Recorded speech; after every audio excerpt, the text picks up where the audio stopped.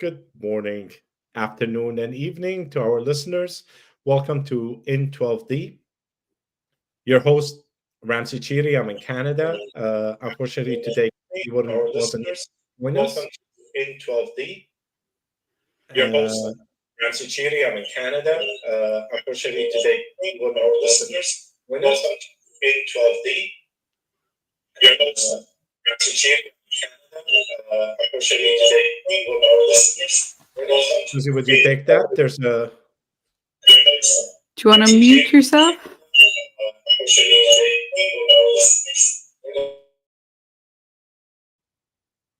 Coming from. We end the stream and start again. No, it's coming from you, Susie. So that's okay. We'll start again. Welcome to in12d. Sorry, we had a bit of technical difficulty first 20 seconds. Tonight, we have a special guest with us, Hans Andeweg. And Susie, you wanna introduce our guest tonight? Yes, Hans Andeweg. Okay, Susie, you have a page that is open. That is the YouTube page is open on your computer. If you don't mind closing it. Hans, welcome to in12d. My apologies for the technical difficulties that we have tonight. We're so glad that you accepted our invite. I know we met at the Science and Consciousness event in England back in November. Susie, Kathy, and myself, we were there. We had such a blast working with you that we really had to have you on our show tonight. So, Hans, please do introduce yourself to our listeners, and while Susie gets back online. Well, thank you so much, Ramsey, for having me. It's really a pleasure, and I remember our meeting on Broughton. It was such a joy. And well, my name is Hans Andeweg. I'm here living in Germany, in north of the Ruhr area. I'm Dutch, so my home country is only 1 hour away. I'm founder of Center for ECOintention, which brings good energy flow to nature and companies, in fact, globally. And we also offer a vocational training to learn this wonderful practice so you can become an ECOintention practitioner when you finished. And we have lots of people applying this also all over the world. And what we try to do is really to find this practical combination of old wisdom and modern science. And to my astonishment, it's all possible and to make this work. And we're doing this now for about 30 years. That's interesting. Susie, you're back. Glad to have you back. Sorry, it was all on my end. Yeah. We just had a little techie issue there, but I'm so delighted to be here with Hans and Ramsey as well, who I'm sure you just heard we met at the Science and Consciousness Conference in England. And yeah, Hans, you're an energetic healer, an author, co-founder of the Center of ECOintention with a background in science and biology, I guess. And I just love, like, from what I've learned over the last couple of months listening to you and reading about your work, how you seem to blend ancient wisdom with modern science. So you're very welcome. And we'd love to hear about your story, how you got from living an ordinary life, I guess. I know you were really into playing the guitar. You told us that. And how did you get from being the guy with the guitar to living this rather extraordinary life? Well, to be honest, I think each life is extraordinary, and I think we're all special. Although for many people, their own life doesn't look special. When we look at it, there are always those special things. And I just, try to find a path. And when I was a kid, I had this, perhaps I was clairvoyant, I don't know, but my parents always said, well, there are no ghosts, no things, no nothing. So I started to deny it, but always was interested in spirituality and in music. And my dream was to be a musician, being songwriter. And, there was the time of the Beatles, Simon and Garfunkel and all this stuff. So I learned to play the songs and playing this. And I went to school, but it was always difficult to learn because it didn't match with what I felt. And in the end, I still went to study biology, and it was more a way to get away from home, to be honest, and to live. But in that time, you could really do anything in your study which you liked. And so I was a little bit the long student, but I also took philosophy, management, and psychology and teaching, because it all interested me. And I didn't know why. Many people say, when you do this, you never can find a job. I said, well, I don't need a job because I want to be this musician. And then, you know, I finished finally my study, and it was in '89. At that time, I was a researcher in organic agriculture, so I found a little bit a job doing what I learned, and I also like to be in organics, the alternative, and biological dynamic agriculture based on Rudolf Steiner's work, which also started to read those days. And there I came on this path of the energetic healing. That was the Institute for Resonance Therapy, which in fact was not that far away where I'm living now. And I worked there till 1997. And there we started with the resonance therapy. And I think this is one of the words you have in your title. And to really develop a method for large-scale healing of forest dieback, which at that moment was a lot of things in Czech Republic and Eastern Germany. And that method was based on radionics. It was a method that came from the United States, Stanford University. There were so-called radionic devices, perhaps little computers, and you had an aerial map of the area. You put it in and you turned some dials, and well, the healing happened. This method they took, and we developed that further on. And but from the beginning on, it was meant that it should work and we should have scientific proof. So we started to, my job was to work with the scientists to set up all the experiments, because we were working in the beginning of the 90s already all over Europe. We were quite successful, also had the scientific proof by the scientists. So we did projects from that institute in Germany, in Holland, in Belgium, in France. I went to Sardinia, in Italy. Also started to work in the Czech Republic, and even President Gorbachev, he heard about our work, and he asked us to balance a large estate north of St. Petersburg.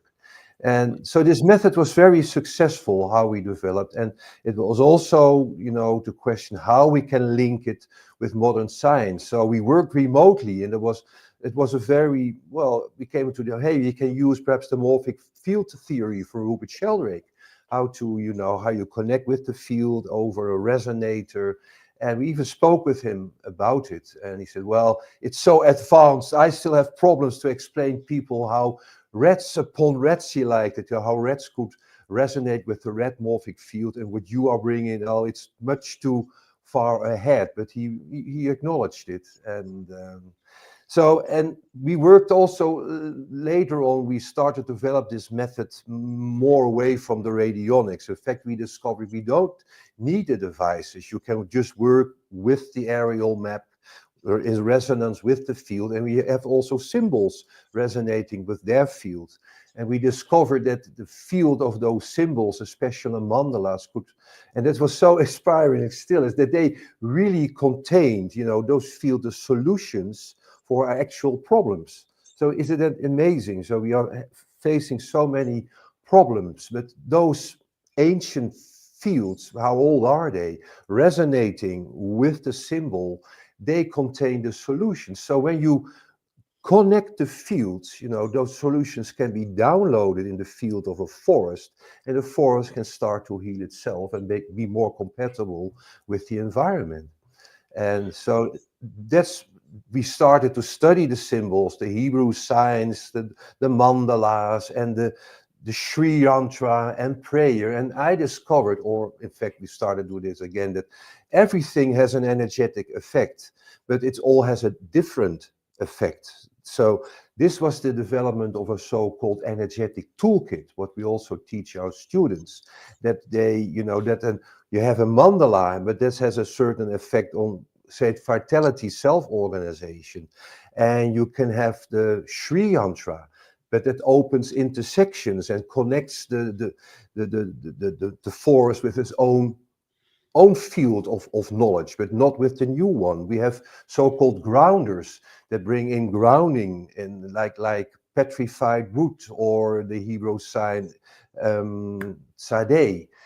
So this was in the beginning, and it worked very well. But at the end of the 90s, the whole thing literally exploded. And then I discovered, well, we are doing this so well, but somewhere we are not able to keep it up for ourselves. The whole team collapsed, and then I discovered it was really a lack of energetic hygiene. And if you're not trying to do your best, what we did, you give your energy from yourself, from your lower chakras, and finally it leads to a burnout. And when people have low energy, you are irritated and you start fighting each other.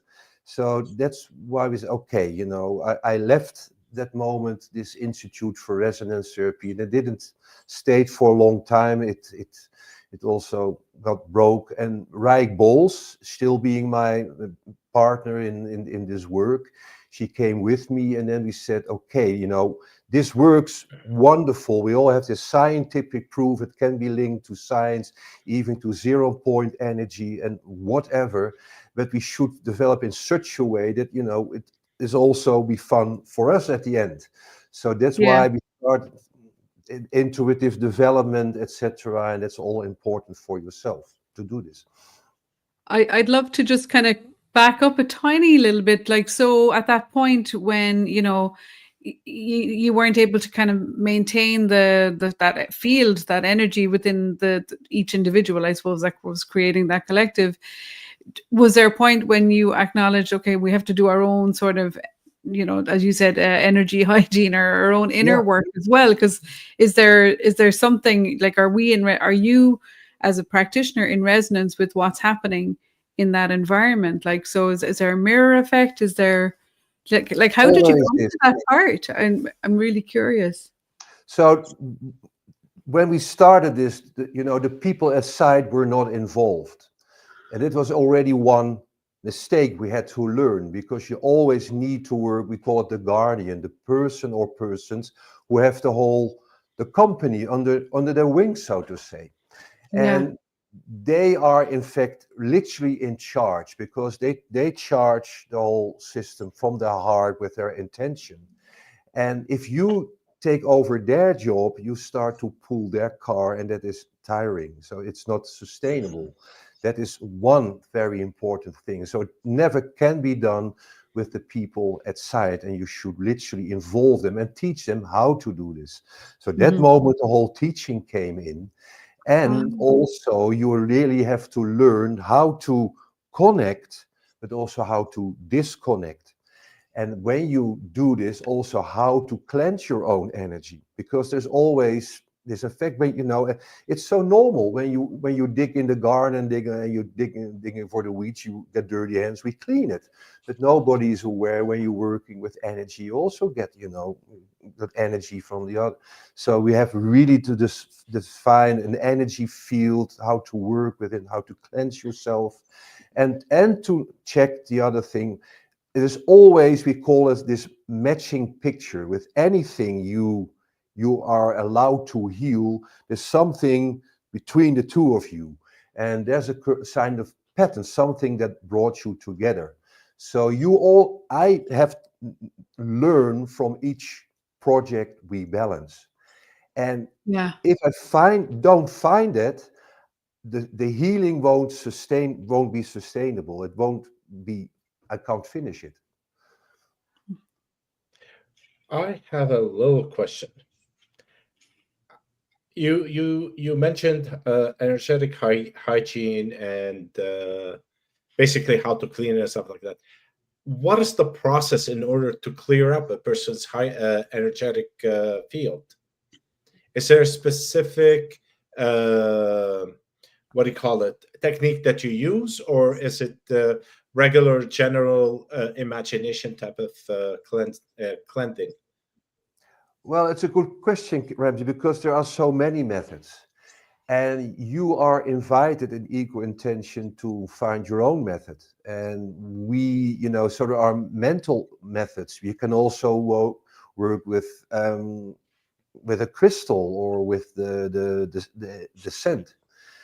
And it's always, so when you do this for yourself, you can find the way, what's the best way for you. When you work with a project, with a forest, or with a big home or a company, then you have your energetic toolkit with certain ways of cleansing, and you ask, or you in resonance with this project, with its consciousness or deva, which method suits the best with your project.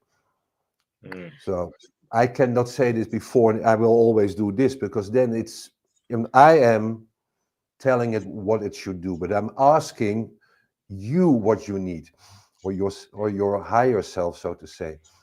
Is that an answer to your question? Yes, it does. It does. Because I know a lot of people have or prefer a certain technique, and to move in with it. I'm more of a free flow type of a person, depending on what comes in and how it comes. And I kind of use that to move forward with whatever I'm doing. And your answer basically fits in with my model of cleansing the energy. Thank you.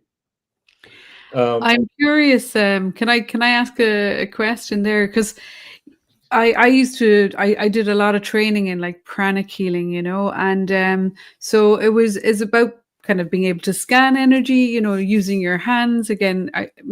What are the ways that you're measuring the energy that you're working with? Because you're working remotely as well, from what I understand. So would you like have a map, or a drawing, or do you just write it down? Like, I'm curious about kind of that part of your process. Yes, it's a good question. Thank you. So the ECOintention practitioners learn to work at site with their hands. So you can do prana healing, Reiki, reconnective healing, quantum touch. So there are many ways to do this.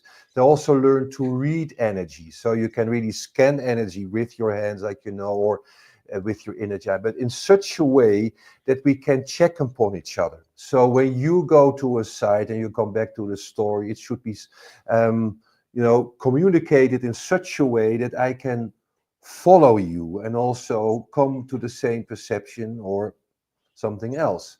Therefore, we also do dowsing. We develop certain scales with like the Bovie scale, and we douse the amount of grounding, the amount of life energy in a system. So the practitioners really do tests, and also need to do, because we are a recognized training, so they do this test together, and so that we can check upon each other. And that is at site. We have certain, control points where we check if the energy which we send remotely literally arrives at site and comes down. And when we are remote, we use this map or another kind of photograph, and you place this in an energy field, and then when there are two practitioners, they make a hard connection to be completely neutral. One can do the test, so he or she connects by the map with the field, and then can douse, the Bovie number or other parameters, and the one being connected can check. It's if you are listening to the phone call and you're listening what the other one is discussing, and if the one sensing, also writing it down, doesn't agree, they do it together. So it's always the check upon check, and we call this intersubjectivity. It's based on this intersubjectivity. Okay, so is that how you gather the data then from your scientific background? Like, is there sort of a, I don't know, like a spreadsheet or something that you're inputting information, and you're kind of building up a picture energetically? Like, does that then form a graph, or? Yeah, good. Yes, we really, so because the balancing, when you're working with such, which we do, of 10,000 hectares or 100,000, even larger, and it's it takes longer. It's not like the magic wand and there I go. It takes a year to really make it coherent and to make it work. Also that the goals of the guardian, they realize, they manifest themselves. So you need a year. And there we keep track on the energetic development of the project by the readings we do. And, there are certain target levels. We found by the word that it should be about 8,000 bovies and so much percentage of grounding. Then we say, now it's stable.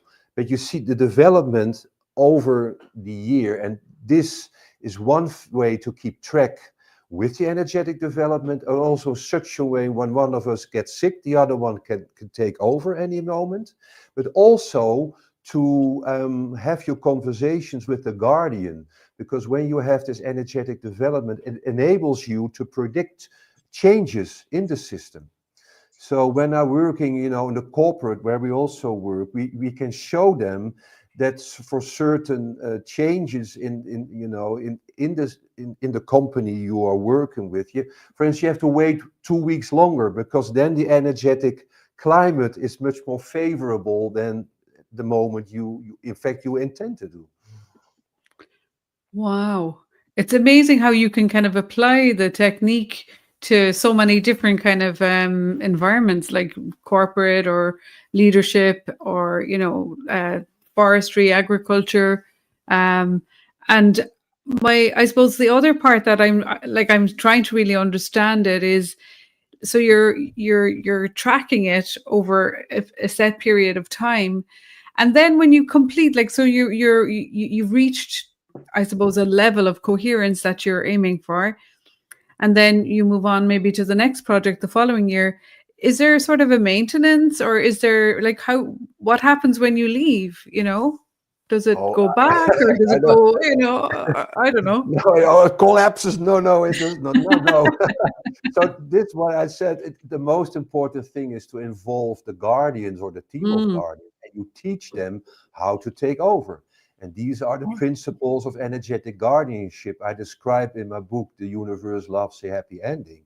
So the ECOintention practitioner, they learn to work with the energetic toolkit, with all the symbols and everything. But in fact, when you bring it back, to the core, it's your heart, your attention and intention, the focus. That's the two things you need to generate this formative force, like we said. Information plus life energy generates a formative force. And this is the force, this is the feminine formative force. The other one is the masculine expansive force. We know this force because it's really all over present in this world. But the other one, that's the hidden force. We enhance and we balance the two.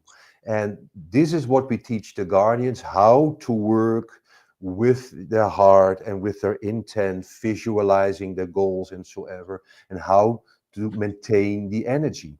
And if they want, we can always come along to do a checkup and do some balancing, whatever. I have a question. You mentioned the guardian a couple of times. The guardians are physical people that are responsible for that project, correct? Yeah. How about the unmanifested spirits that are involved also in that project? Are they given the task of being the guardians of it, or during the process of cleansing? It's a good question. Yeah. Or how that interaction goes? This interaction is there very much, because the spiritual world is also, we work in the material world, but it's always in cooperation with the spiritual world, because energy comes first and matter follows. So we are aware of the divas, but also the entities living on areas, and even, the lost souls or whatever you can call it.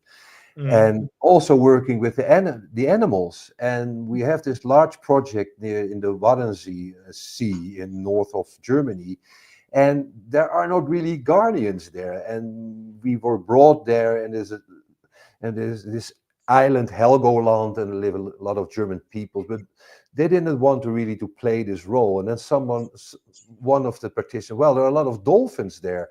We can connect, with the spirit of the dolphins and ask them to take over that role. And they said yes.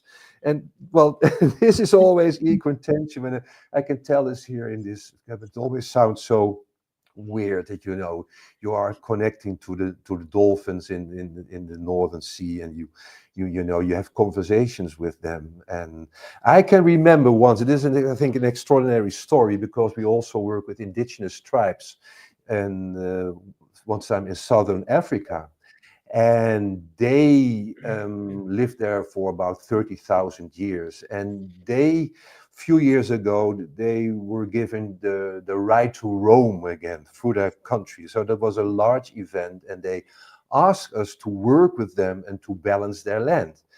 I said, okay, well, that's a great honor, thank you. But their land was huge, it was hundreds of kilometers on the west coast of South Africa. And I said, okay, to the Guardian, he was a younger man of 26, but he had this stature and his presence of being the chief, and he was elected. So okay, who is the Guardian? Are you the Guardian? I said, no. He said, this is the soul of our people, the spirit. And it was such a moving moment, because I felt that he was really connected with his soul as being an entity, an energy being present, this collective consciousness of his people. And it was really one of the times that we connected with something not with him, but higher, And so, yeah, to answer your question, we do. It was a very successful project, and they took it over afterwards, and I was, really felt honored to work with them. Yeah, it's like Go ahead. Sorry, go ahead, Susie. That's fine. No, go ahead. Go ahead. No, I was going to say, it's just like the indigenous people of South America, where they use the spirit of the jungle to protect and cultivate positive energy for the land, to keep on basically working, exchanging energy between the land and the people. Wonderful, yes, and that's what thank you for bringing it. That's said that's in this way it's possible to connect ancient wisdom with modern science, and to communicate about this with the people, and they also feel you understand them, and that's the way how we connect with them and cooperate with them, and also how we learn from them. So that makes me very doing this work for 30 years now, but I'm still learning and discovering, and it's still an extraordinary journey. And you're able to teach other people. We started doing this alone, and it felt lonely in the beginning, I must say. But although you always, when you're in a forest, you can always talk to the trees. In a way, you're never alone. But but now you have a whole group of practitioners. You do crazy things. I say. But it works, that is what it does. When I had the pleasure of taking part in you did a lovely taster I think it was last Monday, and it was really interesting, because at one point we were put in the breakout rooms, and I always find those really interesting. You never know who you're going to end up chatting with, and the first lady that I was connected with in the breakout, she was like, I don't even know what I'm doing here. And I was like, cool. And, we were just having a chat, and she was like, this is beyond me, this language, this, even the concepts and stuff. And she said, and I said, so how did you get here? And she said, I probably wouldn't say this normally, but in this scenario, I'm going to tell you, and I think it's okay to share it here. But she said, the land actually kind of told me. And she's working on this land in another country, and she just wasn't sure what to do with it. And she felt that the land spoke to her, and through her. She knew she was looking for something, she told me. And she was on her laptop. She was kind of searching, not knowing what she was searching for. But when she came across ECOintention, she was like, this is it. And then she looked and she saw that this taster was happening. And I just loved stories like that, that people find their way, they find the tool, they find the book, the teacher, you know, and I think that's why I feel kind of very strongly and passionately about that people keep, you know, giving opportunities for people to learn and to grow and to pass it on. It's we talk about ancient wisdom, but this is really important wisdom in today's world to pass on and to share. Like, so I loved that the land spoke to her, you know, and she heard it. That's what blew me. I was like, she heard. Well, that's the most important, because I think nature speaks a lot to us, and animals speak to us, but we don't hear it. And then we come to the intuition. I think our heads are so filled with yes, but, you know, thinking. That's why we say yes, but, yes, cut. So when we come to inner silence, you know, there is room to listen and to hear and to open up for insight and inspiration. It is intuition. And that's, I think it's all about, and I think that's why the role and the importance of intuitive development is so important, you know.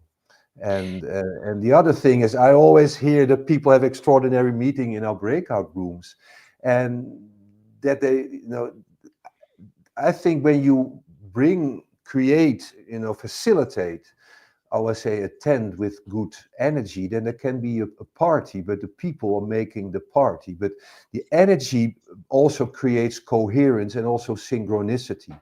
That's the whole magic of time. So when you are in order, the world outside there is order, and then you meet on your path what is meant to be. You know, it clicks, it gets all in sync. It's get in synchronicity, and this is what happens.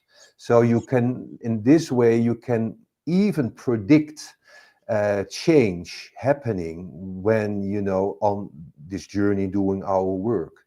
You can feel and sense when the energy is coherent, and this synchronicity will happen, and things. So, you know, but normal in the quantum field, it's 50-50. And it's a matter of chance. And people say, well, I can't affect chance. But the thing is, you can.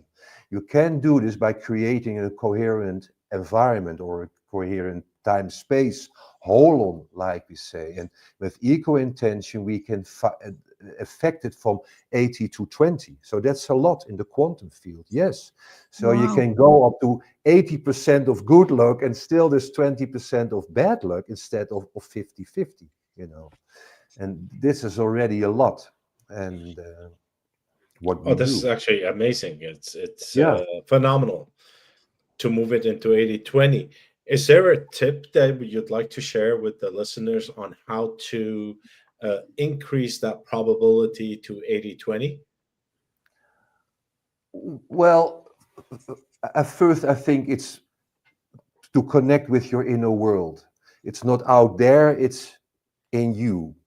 So it really makes sense to say bye-bye. It was we time, and now it's me time, you know. And then it starts connecting with your body and to be grounded. And many people nowadays are not grounded, and it is just surrendering to gravity, you know, to feel that you need to do your body work and, you know, go out in the forest, breathe good food, and be connected in your body. And then how you do it, it doesn't matter. It can be mindfulness, but how you create inner silence. Yes, but, yes, cut.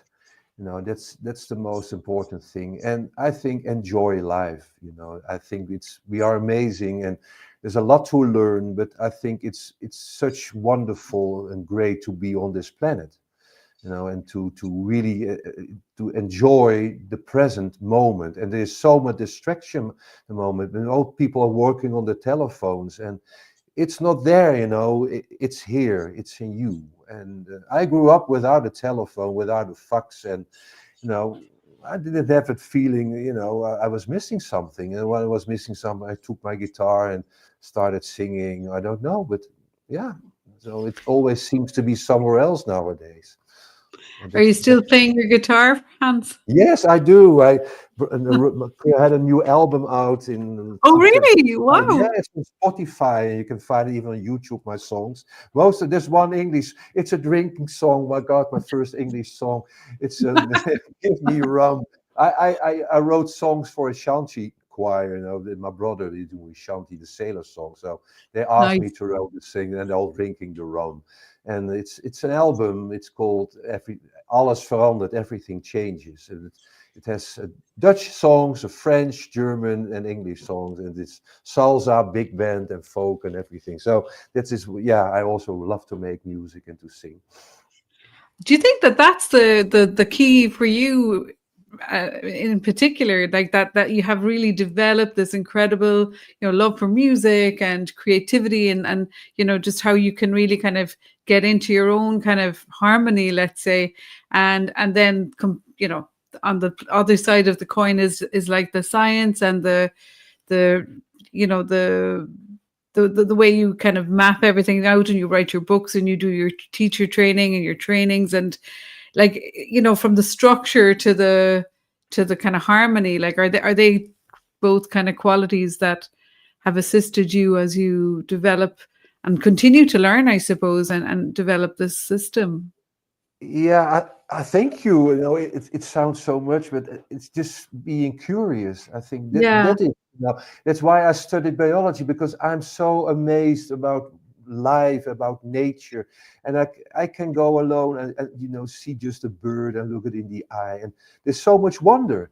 This is what I want to understand, and I came on this path, and we had this dying forest, and great, you can do something for the trees. And I couldn't sense energies in the beginning at all. So I also learned to do this. And then we all learned, I learned so many things by mistake, learning by doing. And I saw the results, what you can achieve with this world. And that made me very hopeful. And also decided, I'm okay with singing, but they're much better singers and I am better songwriters. And I discovered there's nobody doing this kind of work. So let me do this. And when I can make a living, because I started to work at this Institute for Resonance Therapy, I had an income, and the whole thing, we were collapsed. There was nothing left. We were unemployed. I said, okay, I got to do something to make a living. And I was try to give a course. So it all developed step for step. So the road was the journey of, the road is the goal, they say. And this is what, and it was really hard work. I always see the results, but there's a lot of hard work and perseverance behind it also. And still, the world is changing dramatically at the moment. So, and the mindset of people, and we're still looking, okay, it's the next year, and I have 20 people on the payroll at the moment. It's great, but they each month they also look, have to pay, the rent and other stuff, so somewhere you have to generate an income and a turnover. So I also have to look at the figures and the money.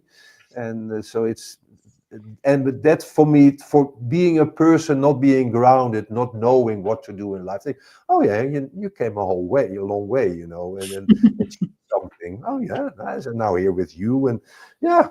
But I always say, when you're on your path, it doesn't matter when I think you're also here on the planet to experience, matter, and sometimes it's difficult because it's a part of your learning process. But I think when you're really on your path, there's always this one moment of joy during the day. That's my deal with the cosmos. I always say, when I'm on my path, give me this one moment, of inspiration during the day and of joy. And well, you are my moment of joy today. I really am. So this is really fun to be in. No, really. I had Thank you. Oh gosh, it's really about business. But I was really looking forward being here. And yeah, it's nice to share. Thank you. So this connection with oneself and art and stuff, do you think that the faculty of imagination and art are kind of a catalyst to increase the intuition that we feel? Or is it that and something else in your experience? Well, you don't need to be necessarily, musician or something else, but I think we are all so blessed. We have so many talents as human beings, and talent needs to be developed. You need sometimes a good teacher. And I think we're all being born being very intuitive and open and sensing. And we lost, like my parents, they were said, oh, and it's not true what you perceive. Said, okay, it's not true. So we have to refine ourselves. And for many people, songwriting, it's magic how you do this. Even, when Elton John, he sits down, takes it. I don't know where it comes from, but it comes from somewhere. And now, when you develop your intuition, the process, even the technique, you can really sit down and write a song in an hour. Paul McCartney needed less time to do this. He wrote the song, Ching, there, he got it. So, I wrote songs for people that asked me for a certain event. And okay, now tomorrow I will write the song. So I know I can sit down and I have to do my preparation. And in 2 hours, I have the words and the chords, and it's there. So you can learn how to do this, and how you do it, that's up to you, but we work with intuition magic, the Linda Keane developed. She wrote several books about it. She's living now in California, but she had a school in the Netherlands. It's still very, famous in Holland. We use her method, and we offer the course, Develop Your Intuition. We will start again in September. And there you really learn, how to develop your intuition, to trust in it, but also how to read energy and to do healings. We bring in even some shamanism in this. And this is taught in Netherlands, live at site, but we developed in such a way you can even do it online. So this is another thing. And this is me, if people tell me it's impossible, wow, that's great, because I want to show them it's possible. And it's possible, to work remotely and to have results. It's possible to read energy when you're online. It's possible to see an aura from somebody when you're both online and to do a reading and everything. And this is what we all developed. And each time there are new possibilities. At the moment, I'm working a lot with virtual reality. See, and this is what I like, to bring this whole esoteric thing in latest techniques. So there are many projects. We work even in Russia. We have a large project doing south of Moscow, but we are not able to go there anymore. So, and we don't get any pictures anymore to check the situation at site for the people. We can't. So you're able with Google Earth, with a virtual reality, Lasse, to go there in such a way you can really land in the landscape, and you can sense the energy there.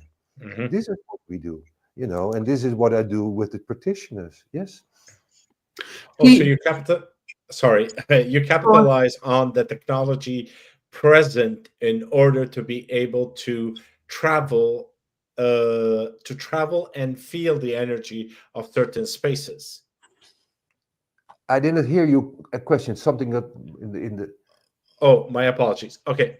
I said you are capitalizing on current technology in order to move through space and feel the energy of faraway land. Yes. So I really, this is also amazing that we are here in Zoom. We're using this, and so we have this technique, and it has many negative sides, but there are also positive sides, and this is our freedom, how we use it.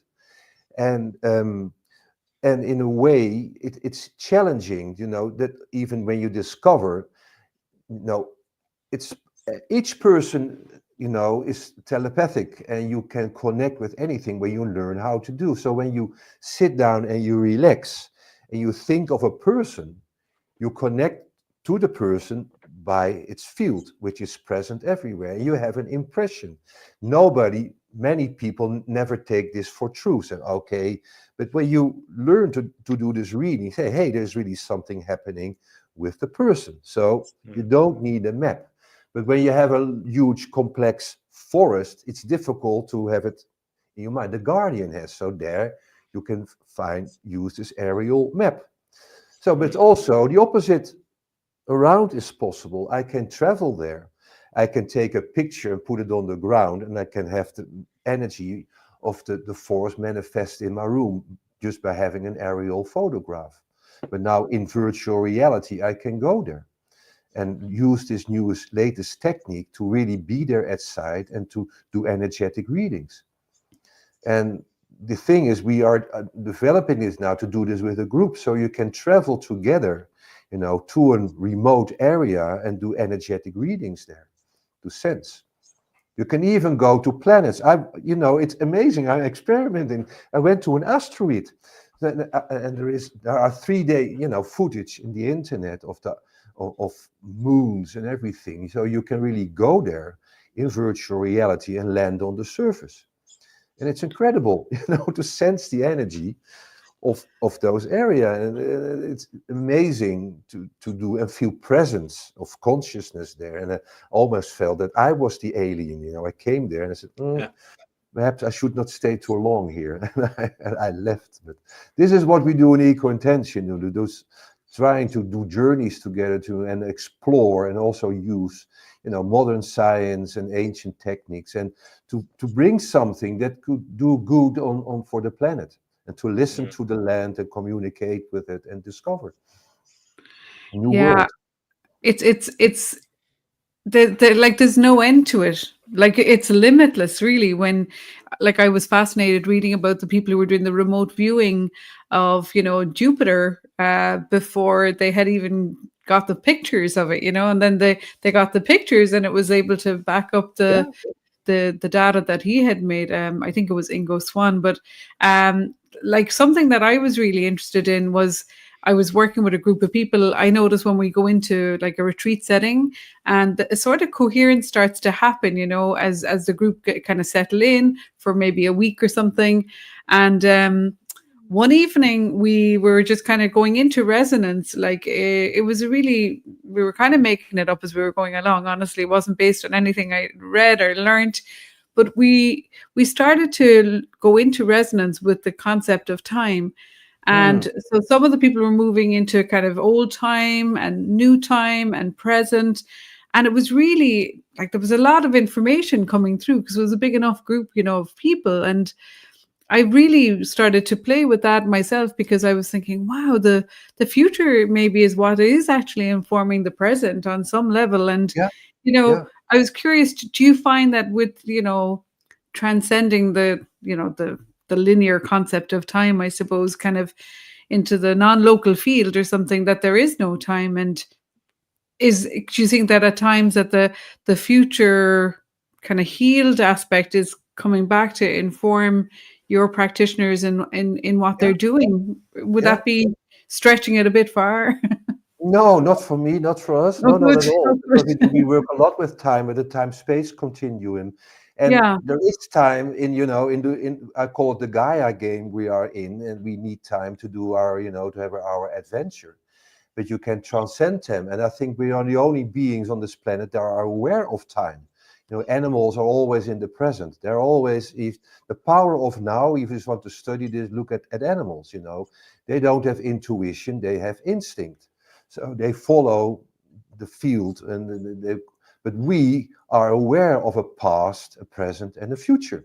So we are already time traveling every day, but we're not aware that we can affect the past and that the future is pulling us. So the past is pushing and the future is pulling us forward. And you can even affirm the future literally by affirmations. You can visualize. So the future is open, from the here and now. That comes to the point, but the farther away, the more possibilities there are there. And you can choose one of the possibilities and really affirm that. When you really hook it, you throw your anchor and you start pulling it towards you, or you pull yourself into the future. That's the whole principle.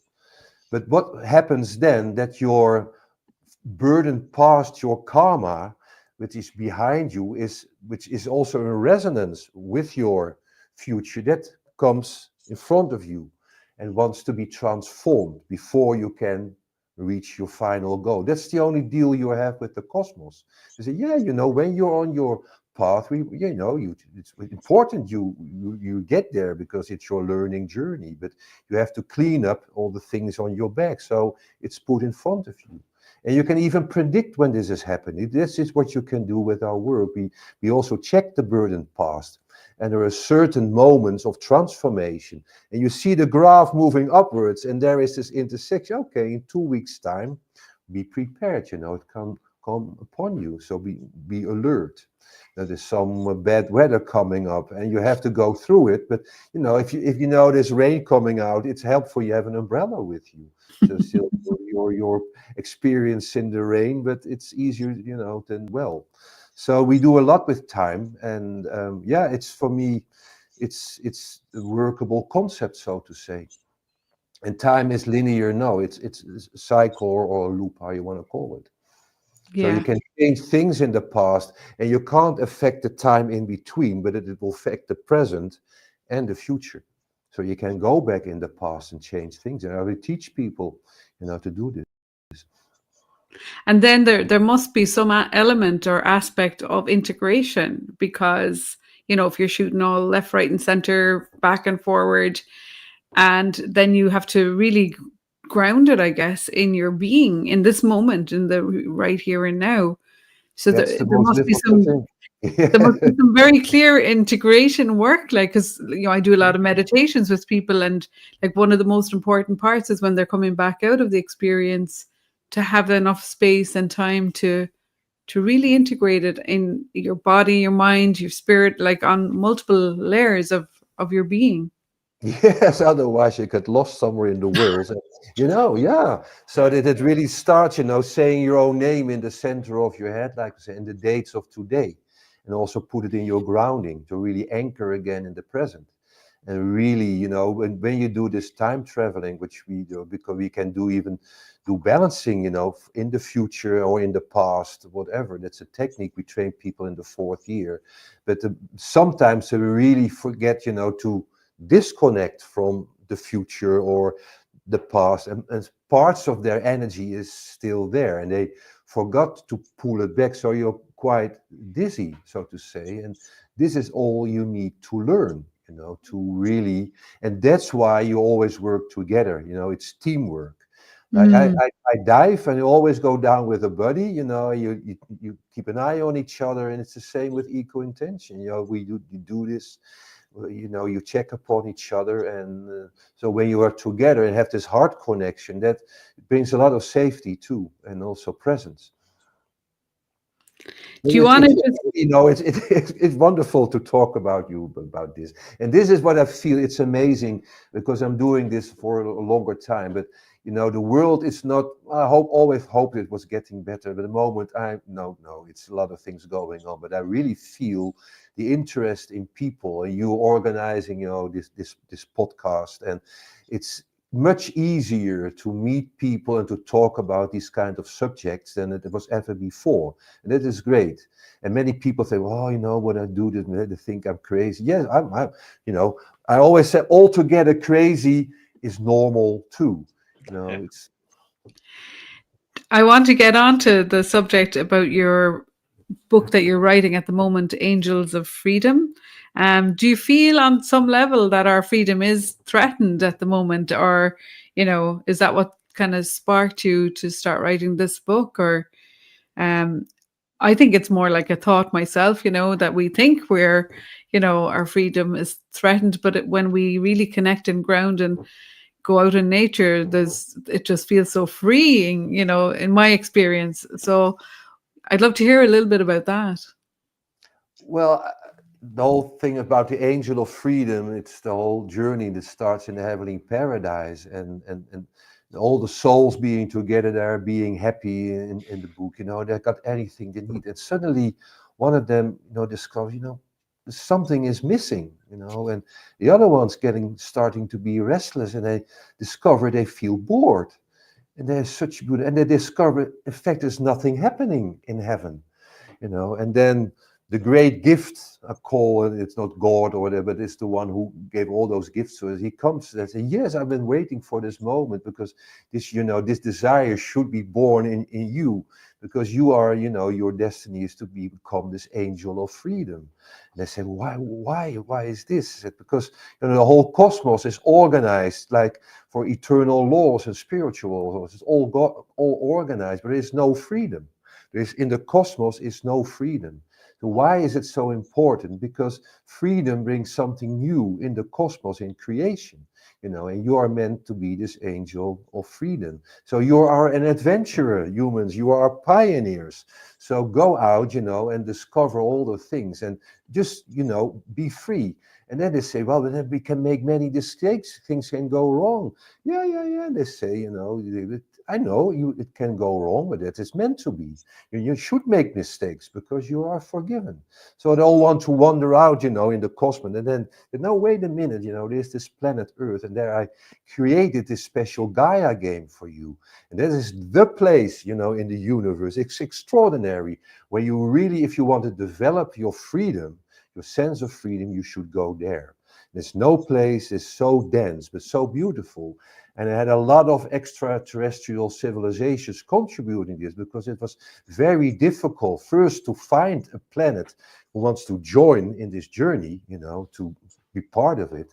And all the other ones had to bring their DNA to create your avatar, your body, because you have to go down there in this density. And I could only do this with all their help. So in a way, they're all involved. They're watching you. And then you will forget many, many things when you're there, because you are in an environment you can't imagine. It's so dense there, but it's beautiful. And then you have this freedom of movement, this freedom of speech, the freedom of communication, the freedom of forgiveness. And so I mentioned 22 different kinds of freedoms, we all can conquer on this journey. And so freedom is not something natural, it's something we need to conquer. And when I look at them, yes, we are really, our freedom is under pressure. And then it's also about that we are all gifted with this spark of love, the divine spark, is to stay connected where we come from. And to remember, and this is the most important thing, to stay connected with our heart, with this love, because this is the story also. There will be a lot of fear, on your path, but fear, when fear rules, love is under threat. So and that is the whole challenge, I think, at the moment, because the energies are now, who are well present on the planet, are all working, are all fear-based. So this is when, and when we get into this emotion, and there's also what's been told then in the book, that some of the extraterrestrial groups or races who helped us, they discover, because they are connected to us on this journey. So they are like, in fact, a little bit in the audience, but they perceive what we perceive. And some of them, they discovered that they like this frequency of fear. They nourish themselves with fear. So that's why they want to keep us in this frequency of fear. That's so, and this is what's happening on a higher cosmic level. And but we, this is all, we are made to be great. Shine your love light. That is what it's all about. Stay connected with your heart and with your other human beings.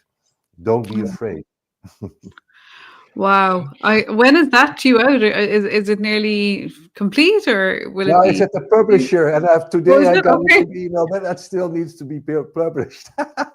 So it's I have to finish the last chapter. It's about the thing is that we all bring a gift to life. So it's all designed as a wonderful party here, as all-you-can-eat buffet. And our host Gaia, she knows she's inviting us, and she has everything for us. But we came down, and it turned out to be a kind of Facebook party that got out of hand over here. So we took everything from the buffet, and our host said, this was not meant to be. So in the planetary consciousness, we are only here for 200,000 years, and it's like this. So Mother Earth is awakening now, saying, what's happening? So she now is, what will I do? Kick them out, organize some planetary catastrophe, or do we give them a last chance to clean up? And then the clue is, that's the final thing, before you go down, you go to a party, you always bring a present. So, so we all brought a present, especially all the, the souls who are now, and there are lots of them. So there are a lot of presents. And we all discover this present, what we hold in our heart. And it's not for ourselves, but it's something for the planet. So when we find this in our hearts and we give it all together, we can save the planet. So that's so you have to find your present. But also exercises how you can do it. Yeah. Wow. That I'm really looking forward to that, I'll tell you. And I think this is the gift that you're bringing right now, is mastermind over matter with ECOintention, your program, which is, I believe it's 8 weeks as far as I know, and it begins on Monday, the 31st of March, and it's an online program. And, highly recommended. I did the taster and I was just enthralled by all of it. There was just, some little bits, but it's like there was lots of kind of missing links kind of filled in for me personally. Like, so I think Ramsey's put the link in the chat below the live stream here, which is a PDF with more information on that. And I think you can register and read more on ECOintention.com. So from my heart to yours, with lots of love and deep, deep gratitude, Hans. Thank you so much. Thank you. Thank you. We really appreciate your presence. And I will give you the last word. Go ahead. Well, thank you. I think it's All You Need Is Love, and it is a song by the Beatles, and it's such a great song, and when they sang it the first time, it was the first thing broadcasted worldwide, and it's such beautiful that this message was first worldwide broadcast. And I think when we all, connect with we're all made to be great. In fact, that's the whole message. In fact, from COVID, that's another story. You can do another time, but I think we are there, and we all made to be great, and we connect with our love light in our hearts. The universe, loves a happy ending, but also Gaia, and we will have it. Well, thank you so much. Really appreciate all the beautiful insight. And of course, for our listener, they can find you on YouTube, ECOintention, Facebook, ECOintention, Instagram, Center for ECOintention. I think, Facebook and Instagram, Center for ECOintention, and the YouTube is at ECOintention. Thank you so much, and looking forward to your book when it's out. I will be the first one to pick it up from the store. Thank you so much for having me, and wish you good luck and much success with your wonderful program. Thank you. Thank you.